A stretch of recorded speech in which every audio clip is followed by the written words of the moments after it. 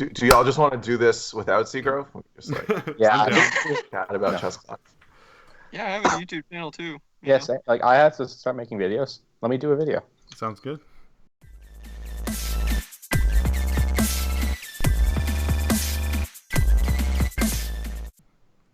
Hey, this is Seagrove, and I'm here today with Alex Schemanske, Sam Stoys, and Cutter Tap.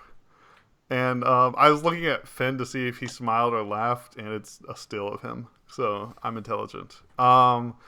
We are going to be talking about chess timers, and we're going to be arguing about chess timers. This conversation idea is from Jesper Eriksson, so shout out there.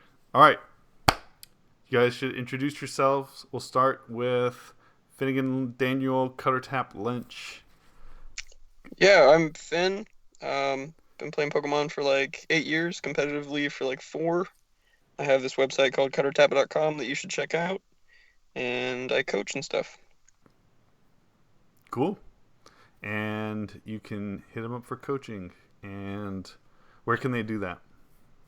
You can send me an email at cuttertap@gmail.com. I thought I was going to promo myself afterwards. You are, but might as well do it while we're in the mood. So like 2 ads. Get an ad at the beginning and at the end. Yeah, that's so right. Awesome. So you have to pay me double. Sam, go ahead.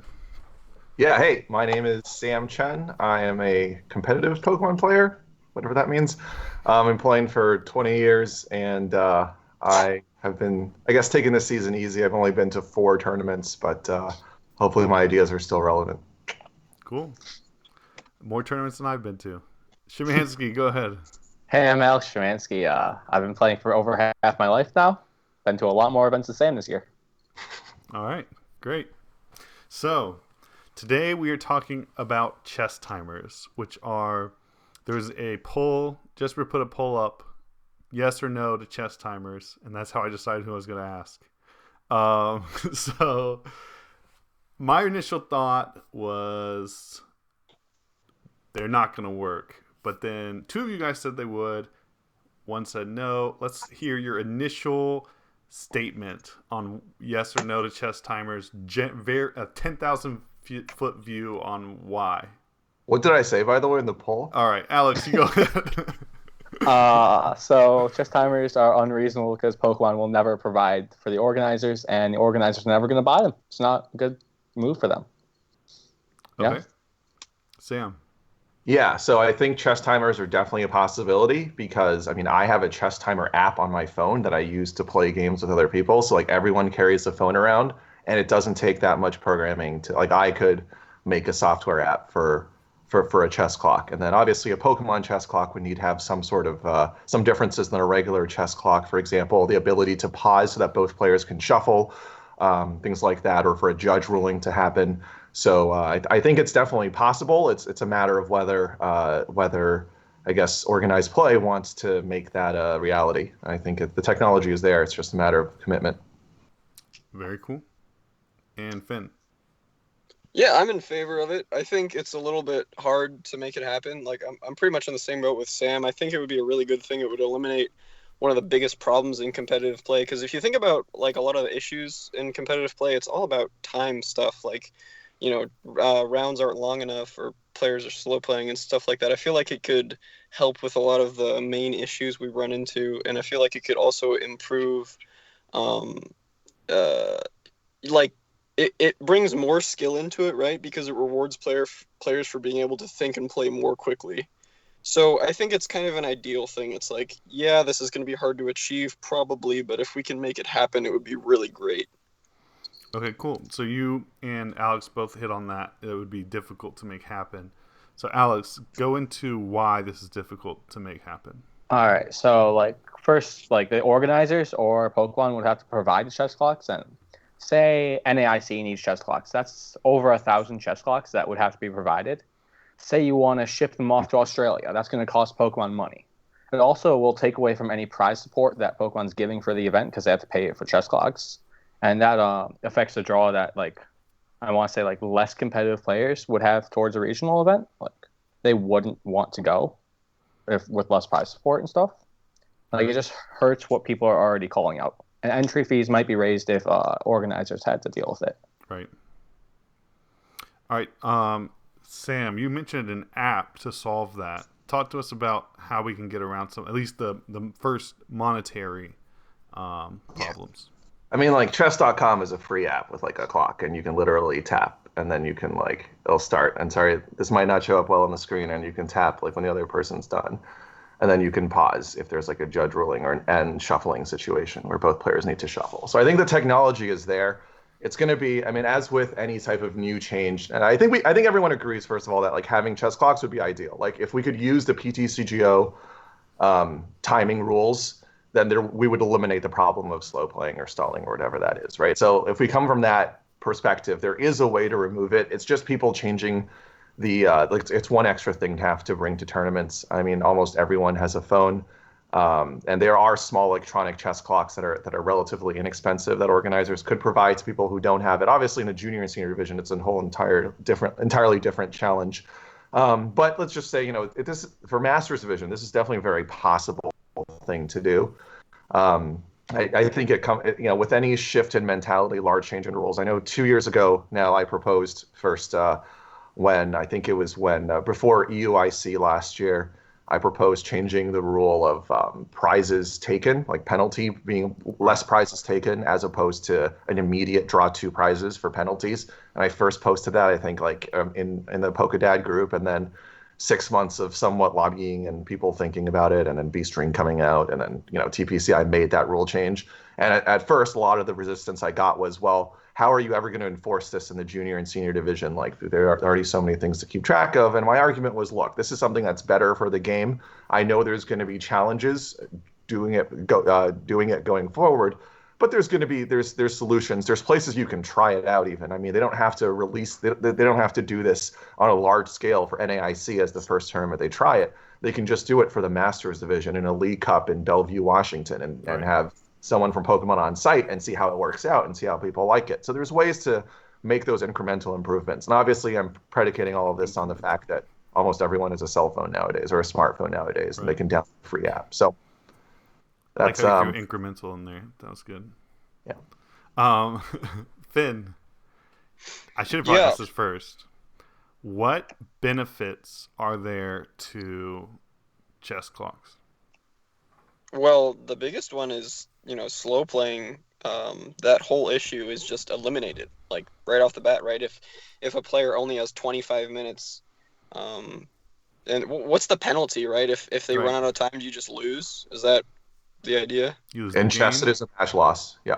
A match loss, which is different than. Sorry. Well, it's a game loss. Pokemon would be a game loss. Okay. Yeah. So okay. But in Pokemon, it'd be a match loss, right? Because it'd be best of 3 in 25 minutes. So that's like person. That's 2 huge benefits, right? Because number one, that means that after 50 minutes go by, I mean, there's going to be a little bit of variance, right? But it's pretty much everybody's going to finish their game at the same time, pretty much. The only thing that goes past that is, I guess, if you're pausing it for shuffling or whatever. But so there's that. Like, time rules become a lot less of an issue. I think it sounds like tournaments would go by more quickly. So that sounds like a big plus to me. And then the bigger bonus I'd say is that you can't slow play, and that's huge. Like there's so many issues with that, especially among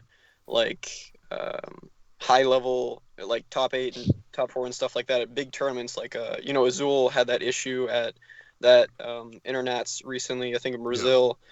So like that whole problem would just be eliminated. Like he wouldn't have to worry about that at all. There's no discrepancy with the judges. Like, oh, should they have given him the penalty or not? It's like that wouldn't even come up. That whole thing wouldn't have happened. And who knows? Like Azul might have won that tournament instead and made literally thousands more. And because I think the other guy was confirmed to be a cheater afterwards anyway. Like, didn't he get? Anyway, I don't want to get into that. But basically, what I'm getting at is it was a really big deal, and other things have happened with that too. Like I think Ryan Sablehouse and Tord played at NAIC one year, and there was a big thing because of that. So like all these, and it's a really common problem. And another thing I want to mention too is that I don't think if you're gonna bring chess clocks into the equation that it would be on the TO. I think instead it would be like players have to bring these, just like, they bring their deck and their mat and their dice and all this stuff. It's like, yeah, a player can, buy all these different cards and get a perfect deck list and do all this stuff, but they can't buy one chess clock and use it for the right. Like, it's very achievable. You know what I mean? It's not a super hard thing to do. I think the harder part is actually just getting used to using a chess clock, but just bringing one to every tournament is like, that's not hard at all to do. And then another thing they could do is have TOs offer clocks that you can buy at the event themselves, so that they can make a premium on that if a player doesn't have them, in the same way that if you need sleeves you buy them there. Same idea. Yeah. Cool. Schemanske, is there any issues not related to money, or, well, for now, not related to money or logistics that chess clocks would bring? Finn brought up the Ryan against Tord situation. Like, so what exactly is happening in between turn state? Like, say, kill that line of thought. I'm more thinking like, what are you doing during like delinquent, Mars, let loose, and all that? Like, your opponent's taking actions during your turn. So if you played a card that gives your opponent an action, you hit the chess clock and it's their timer. Mm-hmm. And then what happens? Or also, it's a possibility that you could click another button that's like a neutral, no time runs off. If it's like just a pause, if your opponent has to make a decision on your turn, that's also a possibility. So under like the first possibility, would it not just be possible for me to play, like, say my opponent has like 2 minutes left on their clock? Could I not just play like Mars Shadows and burn their time down?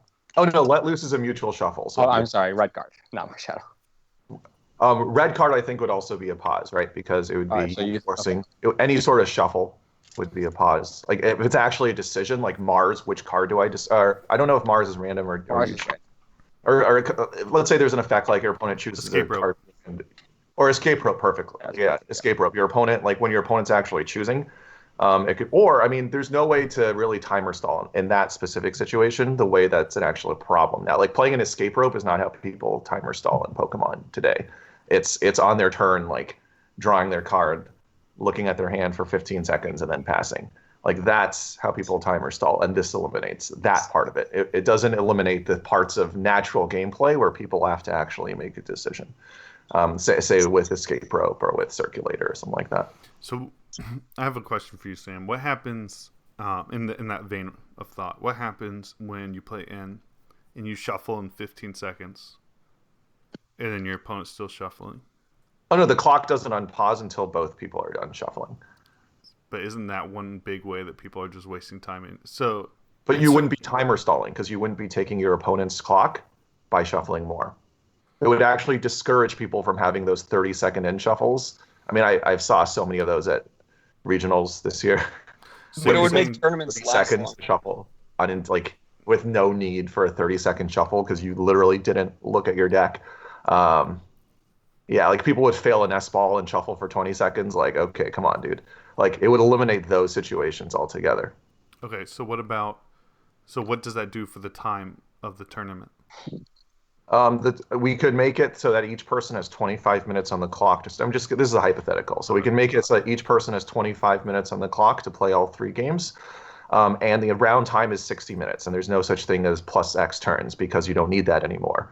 Once your 25 minutes runs out, then it's over. So you have 50 minutes of gameplay, and then time is called at 60 minutes, in which case you might have, I haven't exactly thought through the resolution there, but it would certainly cut out between, the time where it takes that one match. Every regional, like round 4, there's that one match that takes 20 more minutes to resolve because there's a judge ruling, and then they have to play +3. Right. Sort of, I mean, it's sort of the same time commitment from my perspective. I think if you're gonna say that shuffling, is it all shuffling or just when you're both shuffling? That wouldn't count. See, I don't think it matters that much, because it would prevent people from the extended shuffle to burn time off.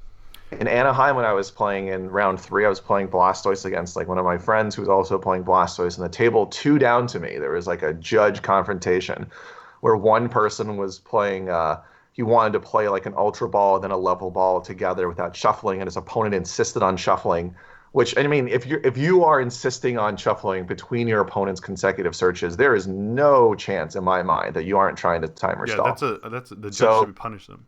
right. So like if we make shuffling neutral time, then okay, I'll pause the clock. You can shuffle between my ultra and level balls. But Okay. then what happens when it gets to 60 minutes and there's still time left on both clocks? That's a problem, but it's way less of a problem than it is today. And the reason is because if you're playing a fast deck or you're fast at making decisions, you don't have to burn your entire 25 minutes, right? Like all the decisions I take during a game could just be condensed to maybe 5 or 7 minutes if I really had to be on a clock for a lot of games. Obviously, there's some games that are grindy, but many matchups, it's pretty linear what you should do from the beginning. And so let's say it's game 2, you might have only used 11 minutes on your clock at the end of game 2, so you still have 14 minutes, and your opponent can try to whittle down their own clock, but they're not going to hit 60 if you're fast enough. So it equips people who are more prepared to play with the timing rules a way to go around opponents' efforts to timer stall. Okay. Does anyone else have thoughts, logistical or not, on issues or benefits of these that we haven't mentioned yet? Well, I just want to mention that if you hit 60 minutes, like, you guys were talking about, that's just the same rules as time plus 3, right? You just go, if one person won game 1 and nobody won the second game, it's the same thing. So, anyway, yeah. Yeah, that's a possibility. So, like, out of curiosity, like, the whole timer stall thing, like, obviously, like, it'll be discouraged with, like, the clocks, but, like, so, just under hypothetical, I play a best of 3, my opponent takes a long time to shuffle both of our decks anyways, because he's a thorough shuffler and such. Say I play 7 minutes of the game total. We spent probably 30 minutes shuffling. Because in Expand, you play so many shuffle draws and such. You can still have a judge watch your game if you think your opponent is using. I mean, it's what's the current rule, right? Is if you believe your opponent is using non-game actions to manipulate the clock, you call a judge over and watch the game. And right. I think if you have that situation, where let's say you're playing a deck with a lot of shuffle draw and shuffle search, and you're just choosing not to shuffle between searches, and your opponent insists on shuffling between searches, I mean, that's a major red flag. Yeah. If your opponent insists on shuffling between your searches, I mean, that is about as 100% telltale sign that they're trying to manipulate the clock as it gets. So then a judge will see that, and if the judge believes that something has happened, they can issue a warning or another penalty. So. And you mentioned a second timer for shuffling. No. Sorry. Well, maybe we could do that, and then have just to keep track, just so if the judge comes by at the end, you both have 15 minutes left on your timer, but then you each have a sub timer for shuffle. That might be too complicated, but No, that's not too complicated. It's the same. It's not too complicated. The judge just has its own. How the judges take time now too. So when the judge says start the round, they hit their thing, and they're waiting for 60 minutes, and you and your opponent have 25 minutes each. So, when they call time, it's 60 minutes has passed. You understand what I'm saying? Yeah. And also, when a judge comes over mid-game and they say, well, and you accuse someone, let's just not say accuse. Let's say you bring a judge over and say, hey, can you watch my opponent? The judge can then see, okay, well, Sam has only used 6 minutes and this guy has used 21. Like what's going on here? They're this guy isn't really playing a stall deck.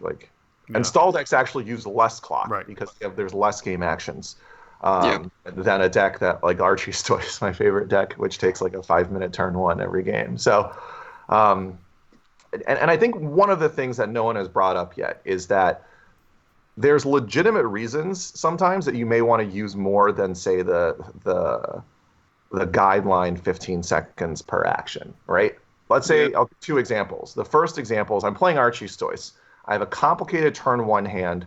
This actually happened in Anaheim. I was playing against Lost March, and in Lost March, your turn 1 isn't as straightforward. It's not just get Blastoise out and go. Sometimes you want to get Kingdra out to be able to threaten the Maelstrom GX to knock out all the hop hips. And so I had to think about that. And I also had a tricky hand that depended on me sequencing correctly. There was a trainer's mail and an order pad in there. I didn't, and computer search wasn't in my deck. So it was a very complicated turn 1. And so I wanted to think through everything. Like I laid the cards out, then I flipped them all over for my opponent to see before doing all the actions. And that like entire planning out, I mean, I can imagine it took 45 seconds to figure out exactly what I was going to do. And so sometimes there's legitimate game reasons where someone's trying to make the best decision. And obviously in that situation, if I have a turn where I'm playing Blastoise where I'm just draw superior attack, like that'll take 20 seconds off my clock.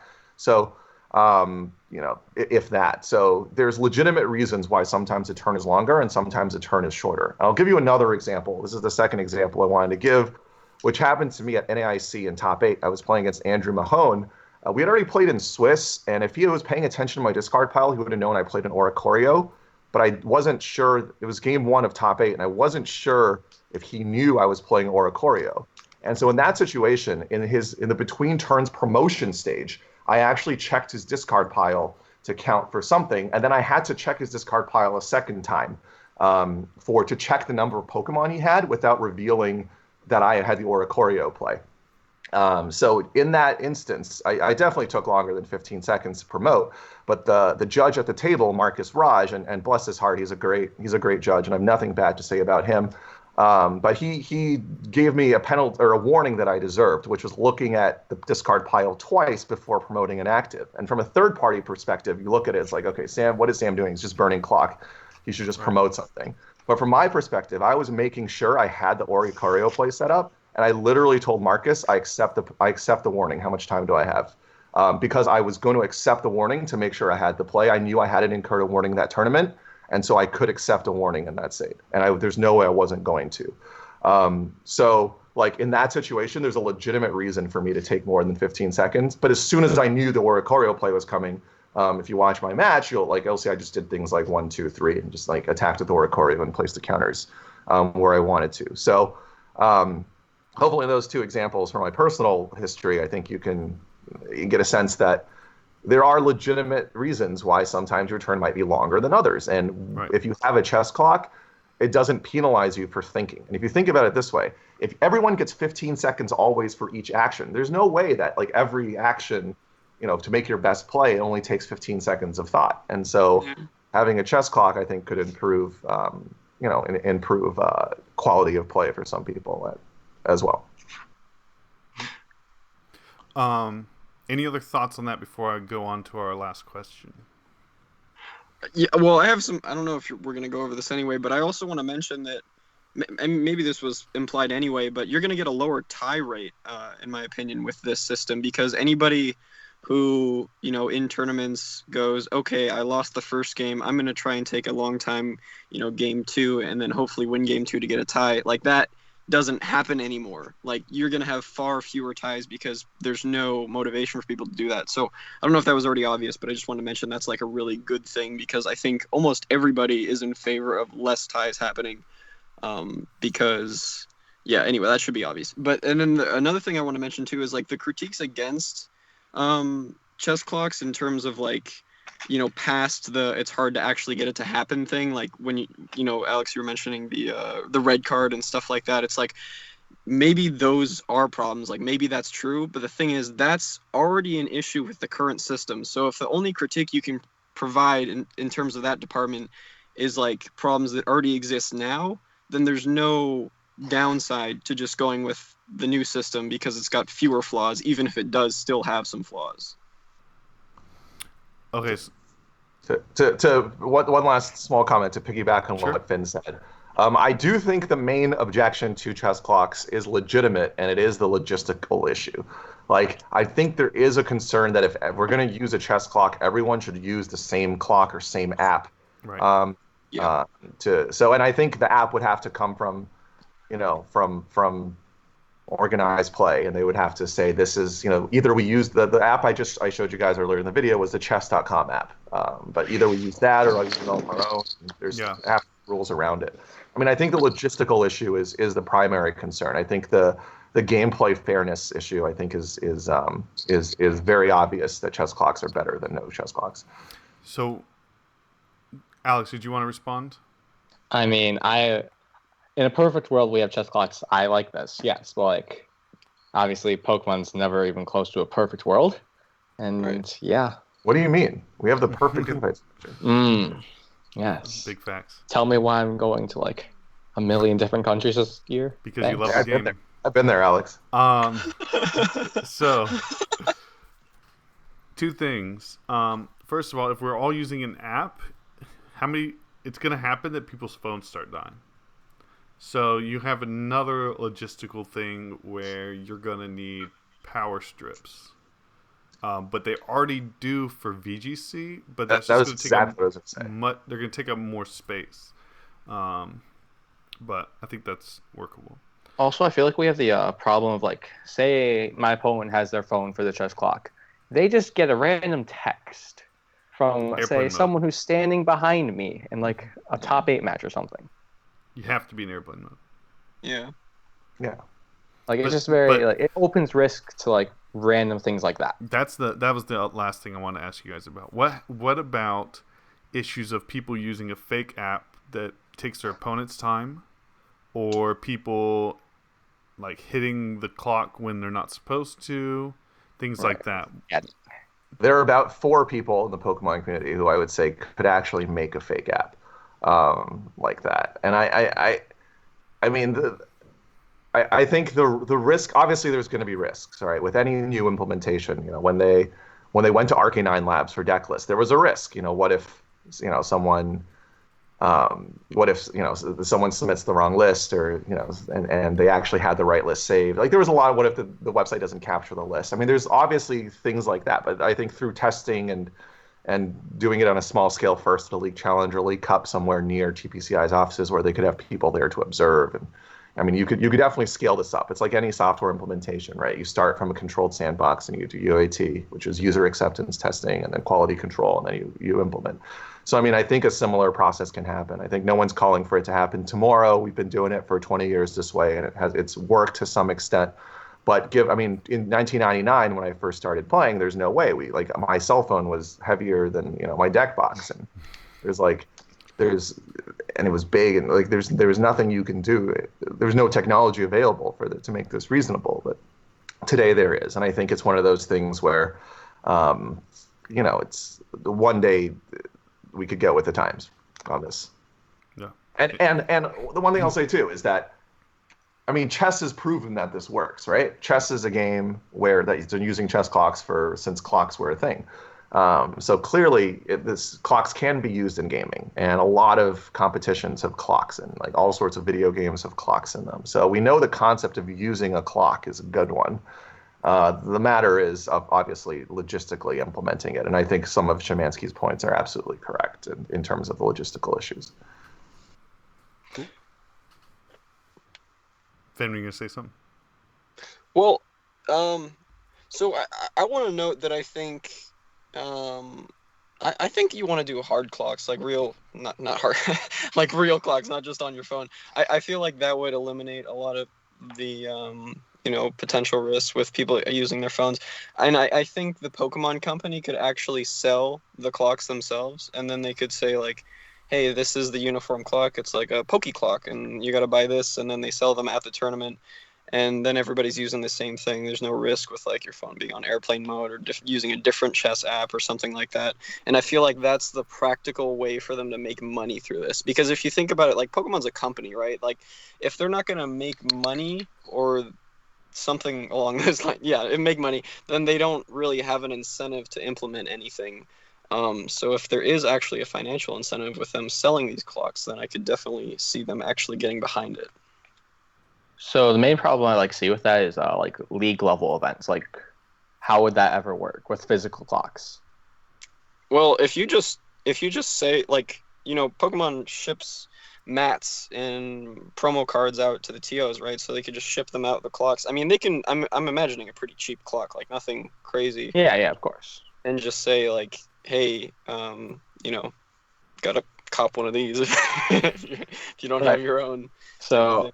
From like Pokemon's perspective, they want like new players into the game. If I'm a new player going to like a league challenge and they like demand that I have a chess clock and that they demand I buy it, I'm not playing Pokemon. I'm just leaving the game probably.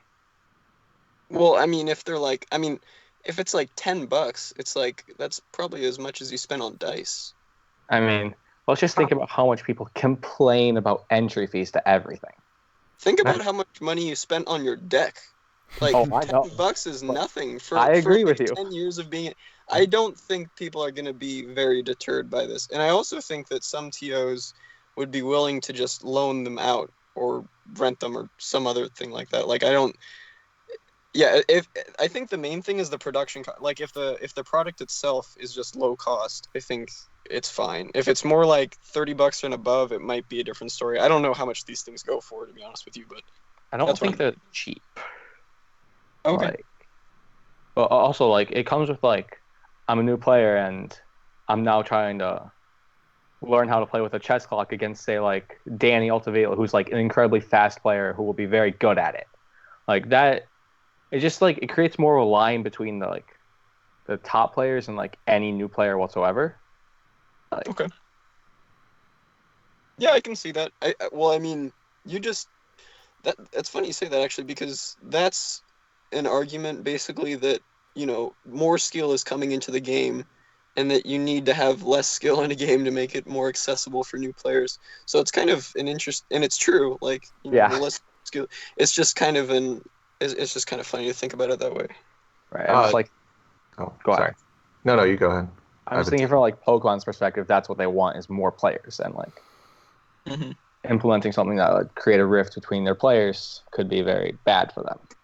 That's fair. This doesn't have to happen at challenges and cups. I mean, to be completely honest, I think best of 130, at least for the first few rounds, is almost always enough to finish. I mean, I go to a lot of cups where there's literally no ties until the ID in the last round, or the IDs in the last two rounds.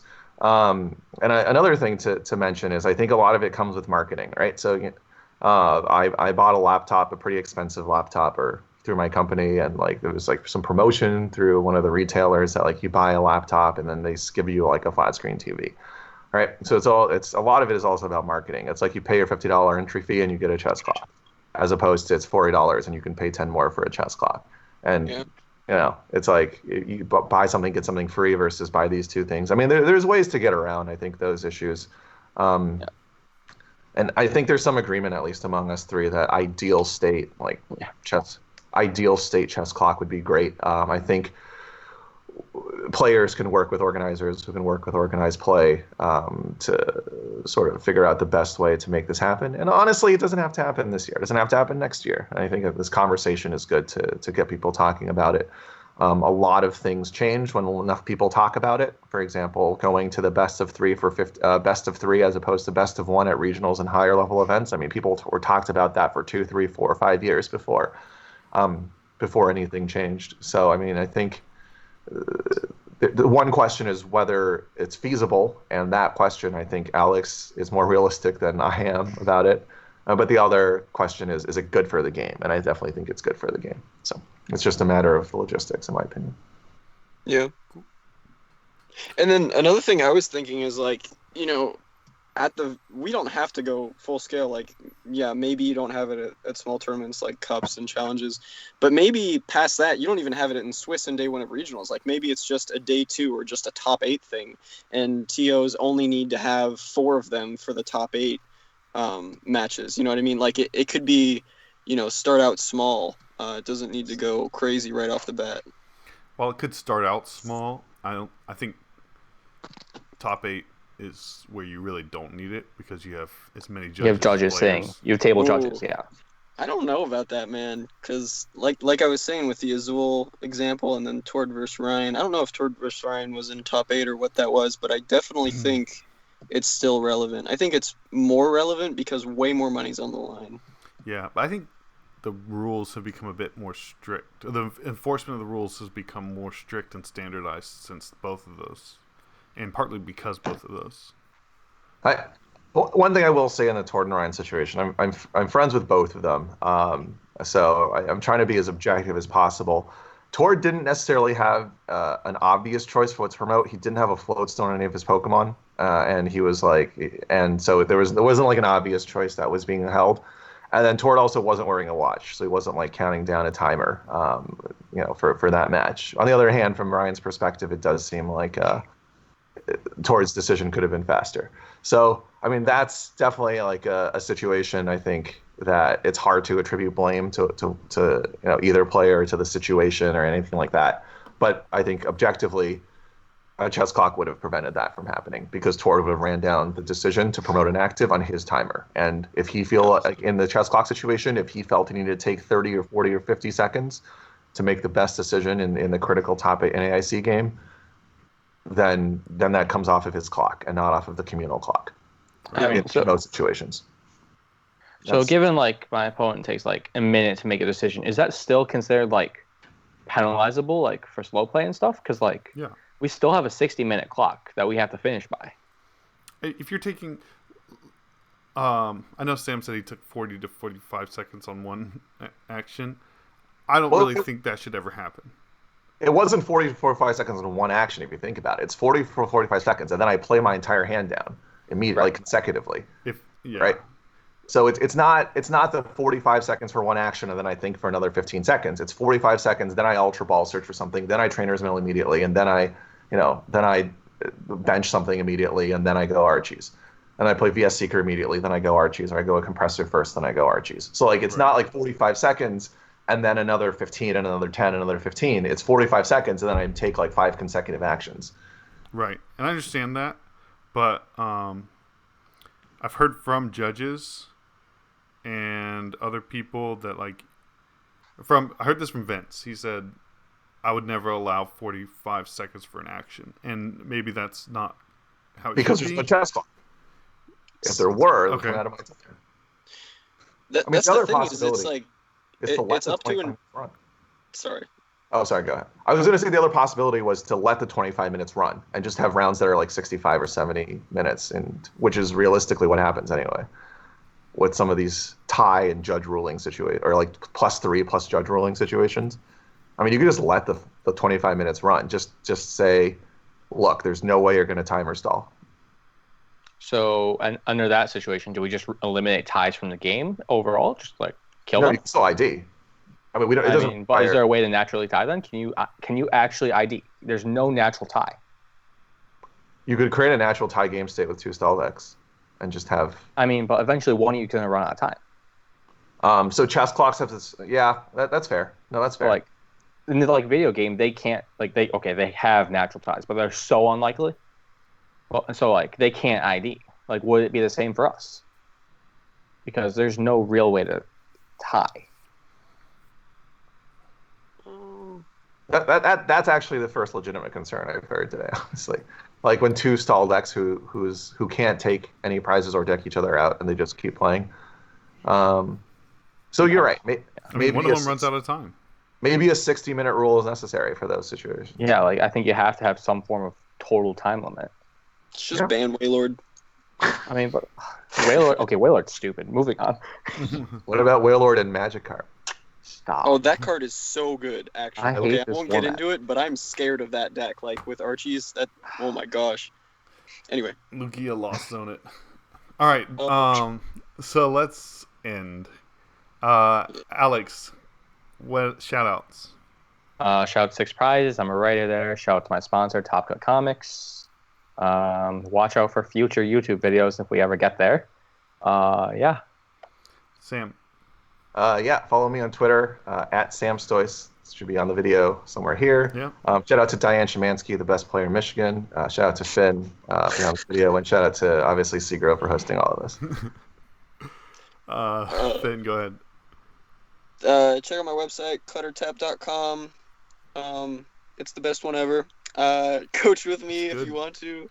Get me on my email, cluttertap@gmail.com. Yeah. Oh, and shout out to Pro Play Games and Ultra Pro, my sponsors. They're pretty great. And that's what I got. Awesome. Thanks. Peace. Shout out to my patrons: Gabe Chernisky, Will Post, Brian C., Cecil Dietz, Stephen Hunter, Rico Cabrera, Stefan Ivanov, Jesse Swinson. My ultra patrons: Alex Haney and Daniel Feisel, and Masters Caleb Vance, Dan Nelson, and PokeStats. You guys keep me going for real. I'm not just saying that for real, for real, for real, for real. I appreciate it so much. Thank you so much. Peace.